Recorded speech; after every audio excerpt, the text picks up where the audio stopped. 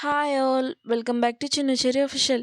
ఈరోజు రెసిపీ అయితే boondi mixture curry ఎలా చేశానో ఏంటన్నది అయితే చూసేయండి ఫ్రెండ్స్. కర్రీ అయితే చాలా బాగా వచ్చింది. మీరు కూడా ఒకసారి ట్రై చేయండి. ఈ రెసిపీ అయితే మీకు కూడా ఫేవరెట్ అయితే అయిపోతుంది.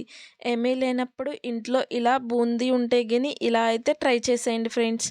ఫస్ట్ అయితే ఆనియన్స్, అలానే టమాటాలు, పచ్చిమిరపకాయలు, కరివేపాకు, జీడిపప్పు తీసుకోండి. ఇప్పుడైతే మనం హాట్ వాటర్లో జీడిపప్పునైతే నానబెట్టుకుందామండి.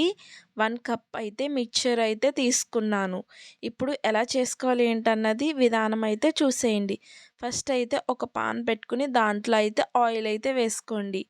ఆయిల్ హీట్ అయిన తర్వాత పచ్చిమిరపకాయలు, ఆనియన్స్ వేసి బ్రౌనిష్ కలర్ వచ్చే వరకు కుక్ చేసుకోండి. బ్రౌనిష్ కలర్ వచ్చిన తర్వాత టమాటాలు, కరివేపాకు కూడా వేసేసి కొంచెం బాగా మెత్తగా ఉడికించుకోవాలండి. ఇలా ఉడికించుకున్న తర్వాత అయితే మనం జీడిపప్పు నానబెట్టుకున్నాం కదండి, ఆ జీడిపప్పు కూడా అయితే వేసేయండి. ఈ కర్రీ అయితే చాలా అంటే చాలా బాగుంటుందండి. మీ ఇంట్లో కూడా ఏమీ లేనప్పుడు ఇలా అయితే ట్రై చేయండి. చాలా సింపుల్ అండి. ఒక 15 మినిట్స్లో అయితే కర్రీ అయితే రెడీ అయిపోతుంది. నాకైతే చాలా ఇష్టం ఈ కర్రీ అయితే. ఇప్పుడు టమాటాలు మగ్గిన తర్వాత అయితే కొంచెం అల్లం వెల్లుల్లి పేస్ట్ అయితే వేసుకుని ఫ్లేవర్ పోయే వరకు కుక్ చేసుకోవాలి. నానబెట్టుకున్న జీడిపప్పును కూడా వేసి మొత్తం ఒకసారి మిక్స్ చేయండి.